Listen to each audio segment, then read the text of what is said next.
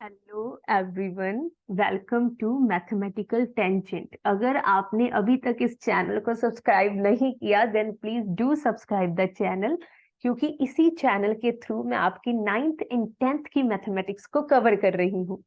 चलिए, आज की वीडियो स्टार्ट करने से पहले happy Guru Parv to all of you. जी हाँ, आज ही के दिन गुरु नानक देव जी का बर्थ हुआ था। मे Waheguru ji bless all of us. तो गुरु जी के आशीर्वाद से हम स्टार्ट करते हैं अपनी आज की वीडियो।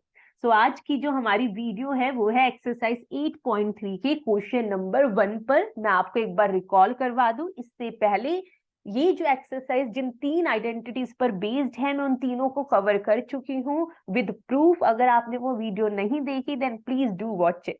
ठीक है भाई, और ये हमारी लास्ट एक्सरसाइज चल रही है चैप्टर नंबर 8 की। और इसके बाद आप मुझे कमेंट सेक्शन में जरूर बताइए कि मैं कौन सा न्यू चैप्टर स्टार्ट करूं।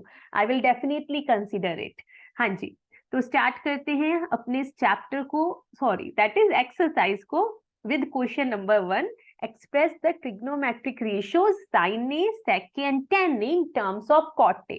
देखिए हमसे क्या बोला जा रहा है, हमसे बहुत सरल सा सवाल पूछा गया है कि ये जो 3 ट्रिग्नोमेट्रिक आपको रेशियो नजर आ रहे हैं इन सबको कॉट ए की टर्म्स में रिप्रेजेंट कीजिए।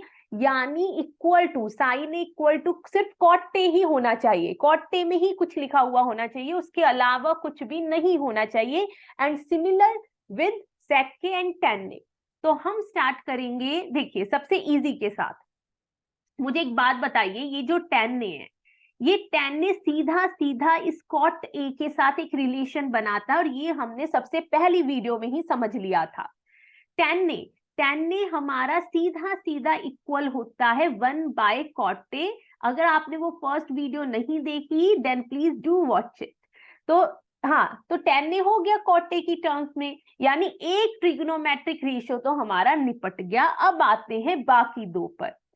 अब यहाँ पर मुझे ध्यान से देखिए, एक आपको नजर आ रहा होगा साइन ए और एक नजर आ रहा है सेक ए। अब इन्हें कैसे कॉट ए में रिप्रेजेंट करें, ये तो कॉट ए के साथ इस तरह से रिलेशन नहीं बनाते जैसे टेन ए बनाता है। तो इसके लिए हम पहले अपनी 3 आइडेंटिटीज देख लेते हैं जो हमने लास्ट वीडियो में समझी थी। तो first one is sine square theta plus cos square theta equals to 1। यहाँ पर जो थीटा है वो एक एंगल ही है, जैसे यहाँ क्वेश्चन में ए लिया हुआ है, यहाँ थीटा है, एक ही बात है, आपको कंफ्यूज नहीं होना। दूसरी आइडेंटिटी है हमारी sec square theta equals to 1 plus tan square theta. And the last but not least cosec square theta equals to 1 plus cot square theta. अब मुझे एक बात बताइए, यहाँ पर आपको कॉट कहाँ नजर आ रहा है? हाँ जी, इस थर्ड वन में नजर आ रहा है ना? ये थर्ड वाली में तो हम यही यूज करेंगे। बट आप तो सोच रहे होंगे यहाँ तो cosec square theta equals to 1 plus cot square theta है, यानी साइन ए तो है ही नहीं। बट याद कीजिए, साइन ए भी सीधा सीधा एक रिलेशन बनाता है कोसेक ए के साथ। अगर आप साइन ए को अगर आप कोसेक ए को in terms of cot A ले आते हैं तो आपका काम हो गया है। चलिए शुरू करते हैं इस तीसरी आइडेंटिटी के साथ। नाउ हमें पता है, क्या पता है कि cosec square A is equal to 1 plus cot square A. ठीक है भाई, ओके भाई। अब यहाँ पर हमें कोसेक ए की पहले तो वैल्यू निकालनी है, तो इस स्क्वायर को हटाना पड़ेगा। तो इसे हम ऐसे लिख सकते हैं, कोसेक ए का whole square equals to 1 plus cot square A. अब स्क्वायर जो है वो सामने जाकर हमारा अंडर रूट हो जाएगा, स्क्वायर हटाना है तो सामने जाकर it will be square root. लेकिन मुझे तो साइन ए की वैल्यू चाहिए, तो अगले स्टेप में हम कोसेक ए को रिप्लेस करके लिख देंगे sine A, because it is 1 plus cot square. अब दोनों साइड आप रेसिप्रोकल कर दीजिए, तो लेफ्ट हैंड साइड पे रेसिप्रोकल करके साइन ए आएगा, और राइट हैंड साइड पे जब आप रेसिप्रोकल करेंगे it will be 1/√1 plus cot square A. और इसी के साथ हमने अपना एक और ट्रिग्नोमेट्रिक रेशियो निपटा लिया। तो अब हमारे पास बचता है हमारा ये सॉरी गलत मैंने हटा दिया, इसे बचाओ भाई, इसे हटाओ।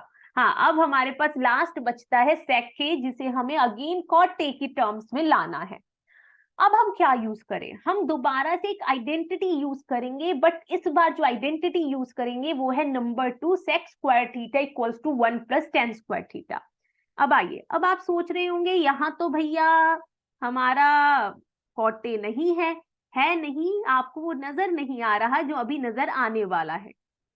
मुझे एक बात बताइए, मैं इसे ऐसे लिख सकती हूँ ना, sec square A equals to 1 plus tan A का होल स्क्वायर।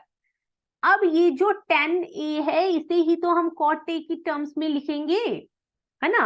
अभी हमने लिखा, अभी हमने देखा फर्स्ट में हमने टेन ए को सीधा सीधा लिखा ना 1 बाय कॉट ए, बिकॉज ये दोनों होते हैं एक दूसरे के रेसिप्रोकल। तो हम इसे लिख सकते हैं sec square A equals to 1 plus 1 का स्क्वायर 1 कॉट ए का स्क्वायर कॉट स्क्वायर ए। हमें आंसर मोस्ट सिंप्लीफाइड फॉर्म में छोड़ना होता है, सो सेक स्क्वायर इक्वल्स टू, यहाँ हम अपना एलसीएम ले लेंगे, 1 के साथ किसी का भी एलसीएम ले वही आ जाता है, so it will be cot square A plus 1। अब स्क्वायर सामने जाकर स्क्वायर रूट हो जाएगा, so under root cot square A plus 1 the whole upon cot square A. अब मैंने आपको एक बात बोली, हमें आंसर को मोस्ट सिंप्लीफाइड फॉर्म में छोड़ना होता है। अब यहाँ पर जो न्यूमरेटर है वो तो हमारा रूट से बाहर नहीं आ पाएगा, बिकॉज बीच में ठुका हुआ है हमारा यहाँ पर प्लस, लेकिन डिनोमिनेटर ध्यान से देखिए, ये कॉट ए का स्क्वायर है और रूट में स्क्वायर वाले नंबर बाहर आ जाते हैं, तो it will be cot A. तो this is our final answer, यानी हमने थर्ड ट्रिग्नोमेट्रिक रेशियो को भी कॉट ए में रिप्रेजेंट कर लिया, and here we are done. तो आशा है आपको ये प्रश्न अच्छे से समझ में आया होगा। तो आगे बढ़ते हैं भाई। Yes, thank you so much, आप इतने ध्यान से इन वीडियोस को सुनते हैं। और please like share and subscribe the channel अगर आपको मेरी वीडियोस पसंद आ रही हैं और आप चाहते हैं कि मैं इसी तरह से सारे चैप्टर्स को कवर करूं और वीडियोस लाऊं, then please do it. Thank you so much, मिलते हैं आप सभी से अगली